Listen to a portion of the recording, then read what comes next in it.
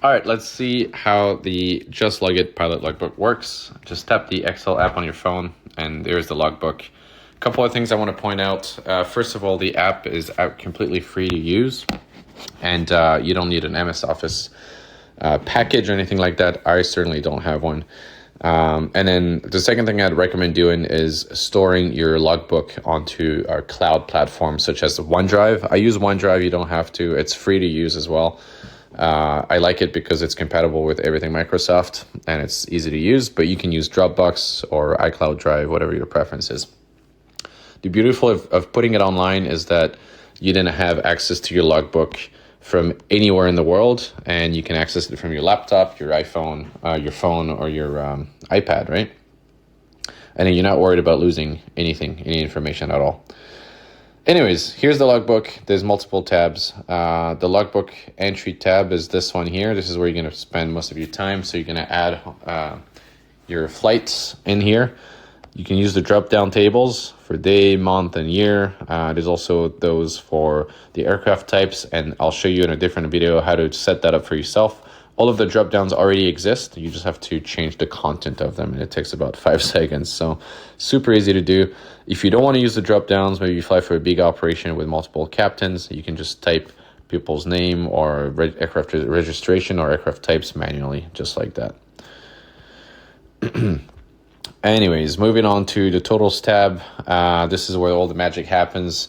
If you use a paper logbook, you'll recognize this tab as being a polished version of your last page of your logbook with all of your totals added up. The only difference being that there's no calculation error in this one. You don't have to count everything again by yourself. There's a time on type table, pretty self-explanatory. It ranks your airplane types based on which ones you've flown the most, top to bottom, automatically. There's an ATPL table, so once all of those columns turn green, you know you can apply for your ATPL, no doubt. You don't have to fly extra just in case. I know some guys were flying a little bit more to make sure they had the 1,500 hours. So if TC audits you, and they don't tell you you're missing 3. But in this case, once it's green, you're good to go. Flight time limitations for your 703, 704, 705 operations. You can see your flight duty limits and if you're exceeding any of them.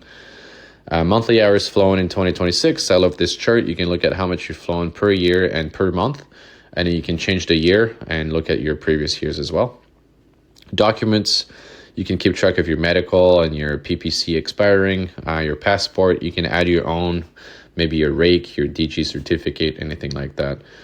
We have 3 more tables to go through. The commercial pilot aircraft currency just keeps track of if you're current on your airplane. Requirements to carry passengers. Can you fly passengers at night? What about during the day? Yes or no? It's all automated. You don't have to do anything. And then your IFR recency. Next tab is add aircraft. This is how you add an airplane. So very simple. If you wanted to add an airplane, you just write here. You can add up to 30 types. So you type it the way you like it to be displayed in your total timetable. And then across on the same row, you put in how you're going to add it into your logbook entries, your ICAO abbreviation. Just make sure they're on the same row, and then you've added in your airplane type to your logbook, just like that. I was talking about drop-down menus. So there's a drop-down menu page.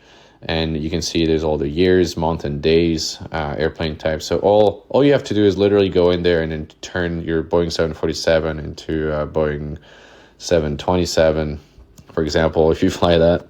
And then it gets updated into your drop-downs here.